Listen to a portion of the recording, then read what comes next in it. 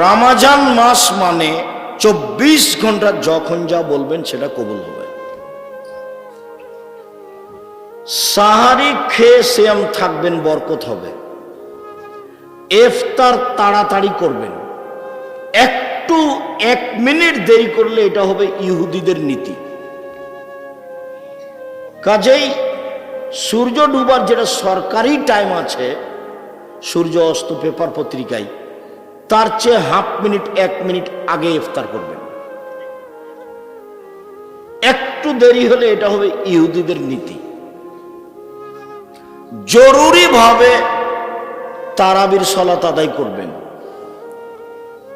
জামাতে তারাবির সালাত আদায় করেন যারা তাহাজ্জুদ পড়েন না। যারা তাহাজ্জুদ পড়েন তারা বাড়িতে পড়েন তারাবি, জামাতে যাওয়া লাগবে না। যারা তাহাজ্জুদ পড়াতে অভ্যাসী নন তারা জামাতে তারাবি পড়েন। মহিলারাও মসজিদে গিয়ে জামাতে তারাবি পড়বে। যদি মহিলাদের ইমামতিতে কোনো জায়গাতে তারাবি চলে তো হবে, কোনো সমস্যা নেই। মহিলাদের ইমামতিতে ঈদের সালাত মহিলাদের ইমামতিতে চলবে না। জুমার সালাত মহিলাদের ইমামতিতে চলবে না। 5 ওয়াক্ত সালাত মহিলাদের ইমামতিতে চলে। তারাবির সালাত মহিলাদের ইমামতিতে চলে। তাহাজ্জুদের সালাত মহিলাদের ইমামতিতে চলে। যেই মসজিদে মহিলাদের সালাতের জায়গা আছে সেখানে মহিলারা পুরুষের সাথে গিয়ে তারাবির সালাত আদায় করবে। জরুরি কথা যে স্ত্রী মিলনের কারণে আপনার ফরজ গোসল আছে, আজান হয়ে গেছে, কোনো সমস্যা নেই, খেয়ে নেন, পরে গোসল করিয়েন। সাহারি খান এই অবস্থাতে গোসল না করেই সাহারি খেয়ে নেন, তারপরে গোসল করে সালাত আদায় করেন, কোনো সমস্যা নেই। দিনে স্বপ্নদোষ হলে সিয়ামের ক্ষতি হবে না। রক্ত দিলে সিয়ামের ক্ষতি হবে না, রক্ত নিলে সিয়াম বাদ পড়ে যাবে। শ্বাসকষ্টের কারণে ইনহেলাল ব্যবহার করলে সিয়ামের ক্ষতি হবে না। যেই ইঞ্জেকশন খাদ্যমূলক সেটা নিলে রোজা ভেঙে যাবে। যে ইঞ্জেকশন খাদ্যমূলক নয় সেটা নিলে সিয়ামের ক্ষতি হবে না। তরকারি জিহ্বাতে চেখে দেখলে সিয়ামের ক্ষতি হবে না। জিহ্বার ওপরটা হলো একটা পদার্থ দেওয়া আছে, নিচে দেওয়া নাই। তরকারি নিচে ধরে দেখেন, এখানে ধরে দেখেন, বুঝতে পারবেন এটা টক না মিষ্টি না লবণ বেশি। দিয়ে দেখিয়েন, ওই যেই পদার্থটা উপরে দেওয়া আছে সেটা নিচে দেওয়া নাই। কানের বহু বচন আসেনি কোরআন মাজিদে, কারণ মানে এইটা মূলত কান নয়, এটা একটা চেহারা সুন্দর করার একটা আল্লাহর পদ্ধতি, চেহারা সুন্দর করার। ভিতরে একটা প্রতিবেশী গ্রামে যারা না মিসকিন না, ওরাই আপনাদের আমাদের বদনাম করে। আপনি খালি বলে দেখেন ঢাকা থেকে, আম্মা আমাদের গ্রামে যে একটা চাচি ছিল না, অসহায় চাচি, ওকে একটা কাপড় কিনে দেন তো, আম্মা টাকা পাঠাচ্ছে। আরে করেছো কি তুমি, করেছো কি? দিন রাত তোমাদের বদনাম করে, ওকে দেওয়া হবে না, দেওয়া হবে না, দেওয়া। বলে দেখেন আপনার মাকে, এ কথা বলবে। এই হলো মিসকিন, যে সব সময় খেলে আপনার বিরুদ্ধে চলে, বস্তির মহিলার মতো ঝগড়া করে, সংসারও চলে না, চাইতেও পারে না। মিসকিন কাকে বলে বলেন তো দেখি? সংসারও চলে না, চাইতেও পারে না। খারাপ যে হবে সবাই তা নয়, আমি একটা বললাম আর কি, অনেকেই ভালো আছে, তো একে দিতে হবে। আর ফকিরকে যে চেহারায় 100 কেজি চাউল দিবেন, একদিন সমানে 1 কেজি 250। যে মহিলার পেটে বাচ্চা আছে, গর্ভবতী, সে পরে সিয়াম পালন করতে পারে, বা এখনই 100 কেজি করে চাউল দিবে, বাস শেষ। যে মহিলা বাচ্চাকে দুধ খাওয়ায় সে পরে করবে, অন্যথায় এখনই 100 কেজি করে চাউল দিবে, শেষ, বাস শেষ। ইফতার করার সময় তাজা খেজুর দিয়ে ইফতার করতে হবে। তাজা খেজুর না থাকলে শুখা খেজুর, শুখা খেজুর না থাকলে পানি। রাজশাহী চাঁপাইনবাবগঞ্জের ফজলি আম যতই মিষ্টি হোক না, দামি হোক না কেন, ইফতারের যোগ্যতা রাখে না। আঙ্গুর যতই ভালো ফল হোক না কেন, ইফতারের যোগ্যতা রাখে না। পৃথিবীতে যে কোনো ফল, যে কোনো খাদ্য ইফতারের যোগ্যতা রাখে না, শুধুমাত্র এক তাজা খেজুর, না হলে 2 শুখা খেজুর, না হলে 3 পানি। ইফতার হবে বিসমিল্লাহ বলে, আল্লাহ কাসম তো ওয়ালা রিজকে কা আফতার, তো এটা নয়, বিসমিল্লাহ বলে কিছু খেয়ে জাহাবাত জামাও আব্দুল্লাহিল উরুক ও সাবাতাল আজর। গ্রামে একজনকে ইতিকাফ করতেই হবে মহল্লাতে, নইলে মানুষ গুনাহগার হবে, কথা মিথ্যে। ইতিকাফ জরুরি নয়, ওটা একটা ইবাদতের পদ্ধতি। মহিলাদেরকে ঈদের মাঠে যেতেই হবে, যেতেই হবে। মহিলাদের 5 ওয়াক্ত সালাত বাড়িতে ভালো, জুমার দিন যাওয়া ভালো, ঈদের মাঠে যেতে বাধ্য। বলেন তো দেখে এই ছেলে, বলো তো। মহিলাদের 5 ওয়াক্ত সালাত বাড়িতে ভালো, জুমা মসজিদে যেতে পারে।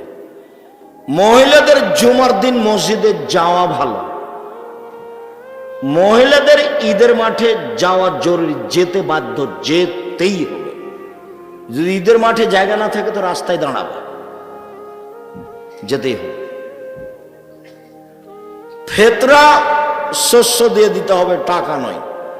টাকা দিয়ে ফেতরা আদায় হবে না, টাকা দিয়ে ফেতরা আদায় হবে না, টাকা দিয়ে ফেতরা আদায় হবে না। সারা পৃথিবীর মানুষ সবাই যদি টাকা দিয়ে ফেতরা দেয়, সবাই পাপী। ভারত, বাংলাদেশ, পাকিস্তানের শতকরা 95 জন লোক মাঝাবি, মাঝাব মানে তারা ইরাকের পরিমাপ অনুযায়ী 3.5 কেজি ধরে 1.25 কেজির দাম ধরে টাকা দেয়। ওরা মাঝাব মানতে মজবুত, যার কারণে বিবেচনা করা লাগে না। বাস সেই কালে মুআবিয়া রাদিয়াল্লাহ, সেই কালে আবু সাইদ খুদরি রাদিয়াল্লাহু তাআলা মুআবিয়ার কথা মানেননি, বলেছেন যে যার রাসূলের যুগে করেছি করবই।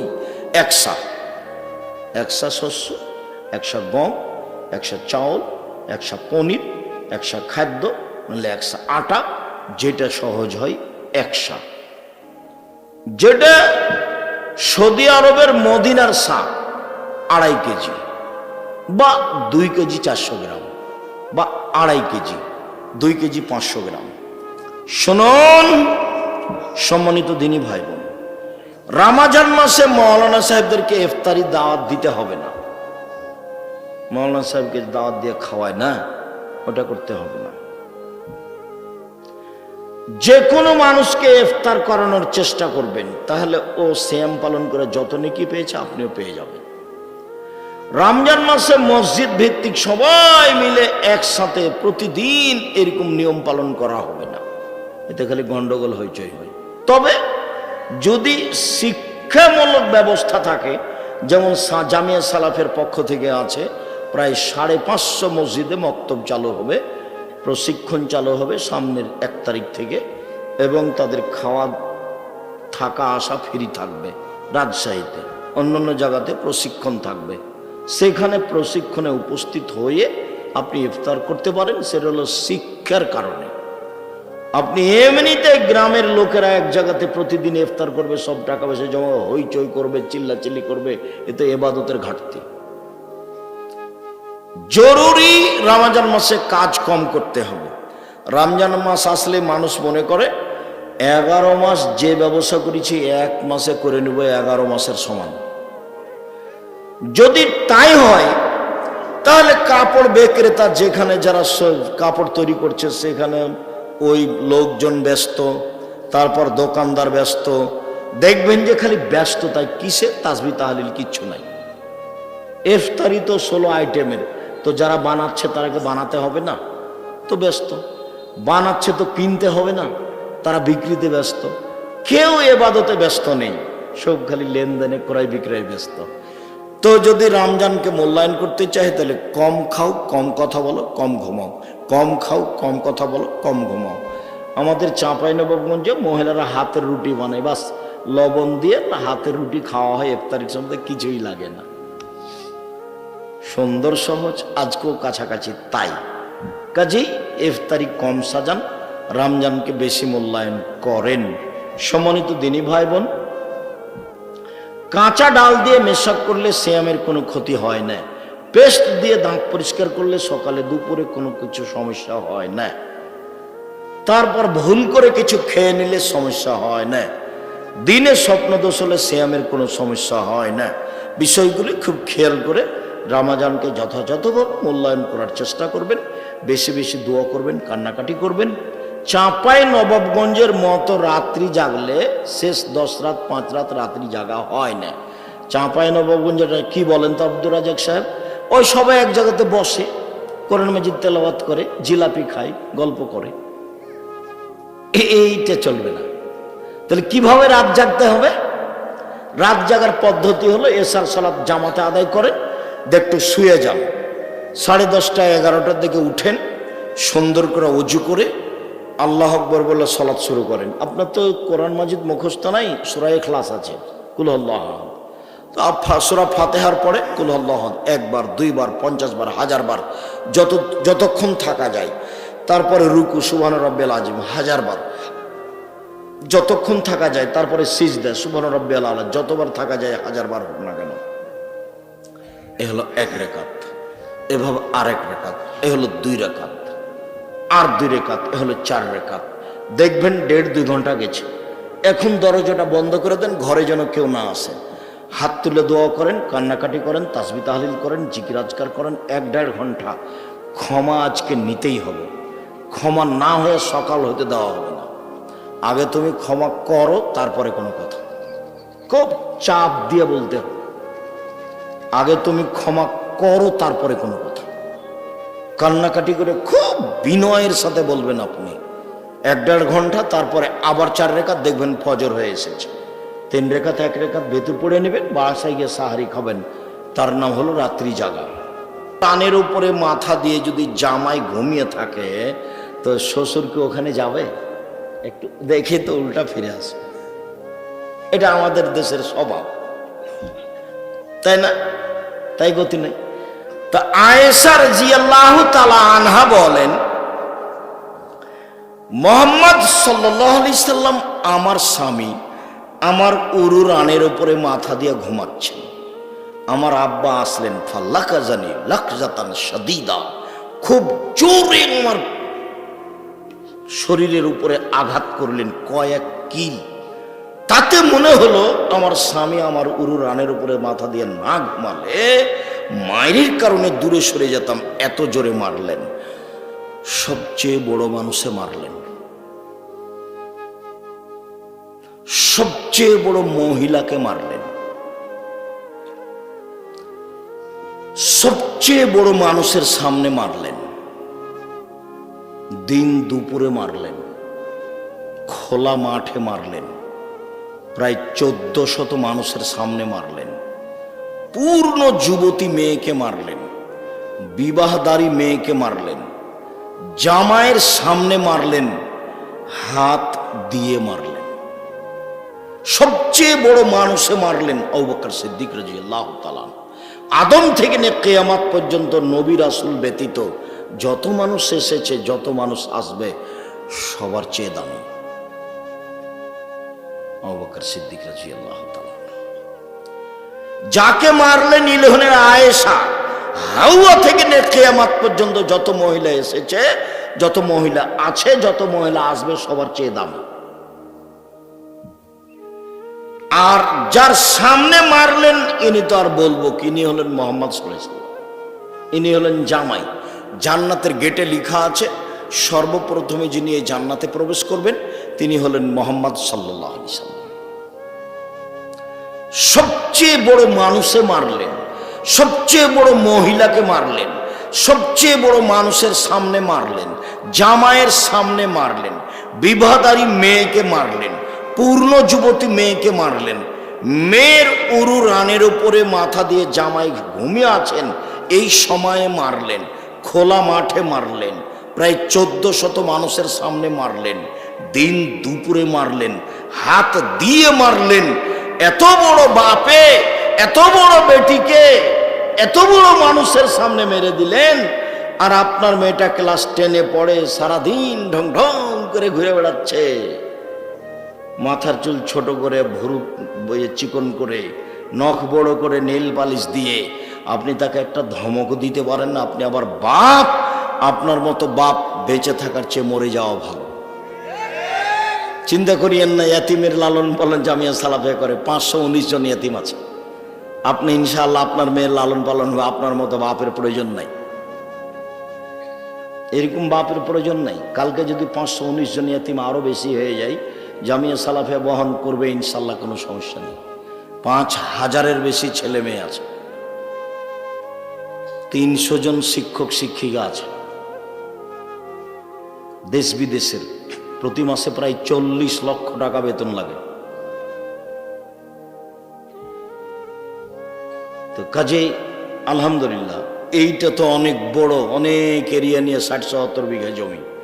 রাজশাহী যেটা আছে 40 বিঘার উপরে আছে, যেটা রূপগঞ্জ আছে সেটা প্রায় 100 বিঘার উপরে আছে, যেটা দিনাজপুরে আছে সেটা প্রায় 18-20 বিঘার উপরে আছে। সম্মানিত দিনী ভাই বোন,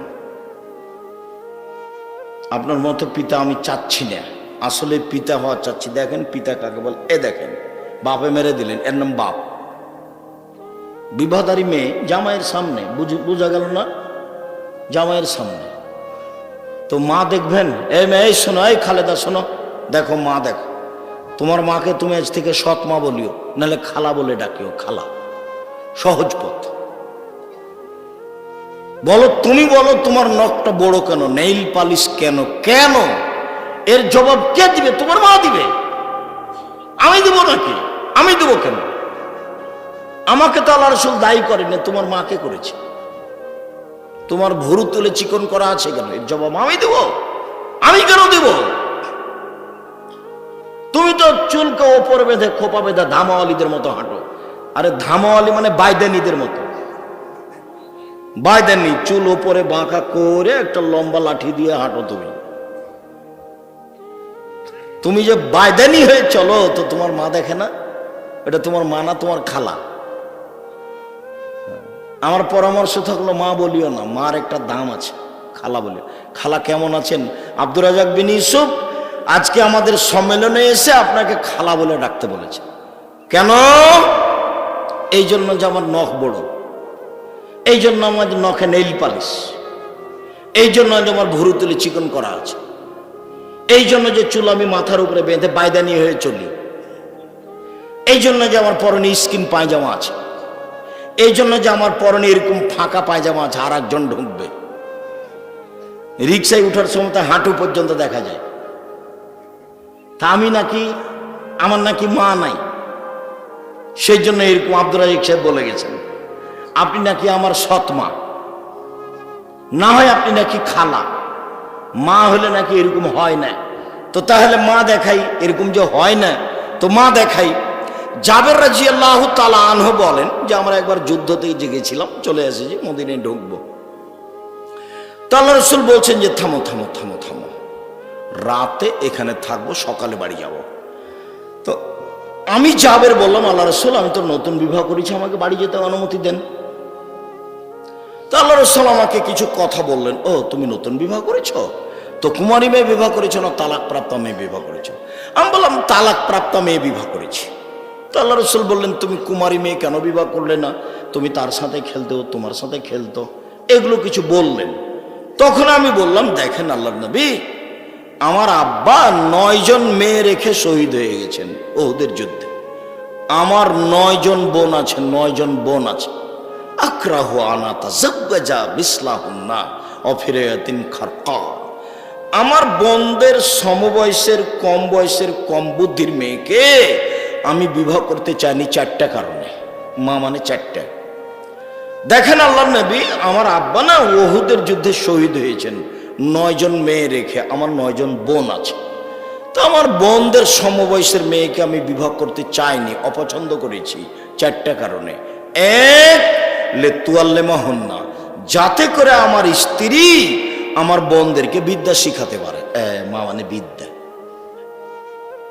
2, বলে তুয়ার দেবা হন না, আমার স্ত্রী যেন আমার বোনদেরকে শিষ্টাচার শিখাতে পারে, মা মানে শিষ্টাচার। তুমি বলো খালেদা, তোমার নখটা বড়, নখে নেল পালিশ, বলো এটা কোন শিষ্টাচার? বলো এটা কোন শিষ্টাচার? বলো, বলো না। আব্দুর রাজ্জাক সাহেব, এটা হলো ইহুদি খ্রিস্টানদের পতিতালয়ের মেয়েদের শিষ্টাচার। তোমাকে যদি কেউ বলে, এই মেয়ে, এই খালেদা, তোমার নখটা বড়, নখে নেল পালিশ আছে, বলো এটা কোন শিষ্টাচার? তখন তুমি বলবা, জি, এটা হলো ইহুদি খ্রিস্টানদের পতিতালয়ের মেয়েদের শিষ্টাচার। 2, বলো তো তোমার পায়ে স্কিন পায়জামা কেন পরনে? বলে এটা খ্রিস্টানদের নীতি, ইহুদিদের নীতি, ওদের বিবাহ লাগে না, এমনিতেই দিন চলে, ওরা স্কিন পায়জামা পরে, আবার জাঙ্গা পরে, খালি থাকে, ল্যাঙ্গট পরে খালি, আর কিছু লাগে না। তো তাহলে বলো এটা কেমন হলো? এই যে কপালের টিপ, কপালের টিপ হলে হিন্দু মেয়েদের নীতি, ভুরু তুলে চিকন করা, এগুলো শিষ্টাচার? আল্লাহর নবী, আমি বেশি বয়সের মেয়েকে বিবাহ করেছি যাতে করে আমার স্ত্রী আমার বোনদেরকে শিষ্টাচার শিখাতে পারে। 2, বলে তুরাজ্জালা হুন না, আমার স্ত্রী যেন আমার বোনদের মাথার চুল চিরুনি করে, সাজগোজ করে, পরিপাটি করে রাখতে পারে। মা মানে মেয়ে হলো পরিপাটি হয়ে থাকবে, সাজগোজ হয়ে, সুন্দর হয়ে, ঝকঝকে হয়ে থাকবে, তার মানে এ মেয়ের মা আছে। 4, বলে তাকুমা আলাইহিন না, আমার স্ত্রী আমার বোনদেরকে পাহারা দিবে। পাহারা, এই কোথায় গেছিলা? সলাৎ হয়েছে, বাহিরে গেলা কেন? মাথায় কাপড় কই? ছি ছি ছি ছি ছি, খালি মাথায় গেছিলে নাকি? এরকম দেখলে ওরা দাঁত খুলে দেবো, সাবধান। পাহারাদার, আপনাদের এখানে পলাশিতে একটা ফ্যাক্টরি হয়েছে, তো পাহারাদার ঘুমাচ্ছে, এখন মালিক কি করবে? বিদায় করে দিবে, বেতনও দিবে না। আর যদি ভালো হয় তাহলে হলো না রে, এই মাসের বেতন নিয়ে যা। এটা পাহারাদার। আল্লাহর নবী বলছেন যে মা হলো পাহারাদার। আমি কি দিয়ে বুঝাই আপনাকে? হাদিস তো বুখারী মুসলিম। মা হলো পাহারাদার। বলো খালেদা, তোমার মা কেমন পাহারাদার? তোমার কাছে কি আছে? আমি কি দিয়ে বলতে পারি যে এটা তোমার মা? এই জন্য নিরুপায় হয়ে আমি আব্দুর রাজ্জাক বিন ইউসুফ বলেছি এটা তোমার খালা, যাতে করে তুমিও বাঁচো, আমিও বাঁচি।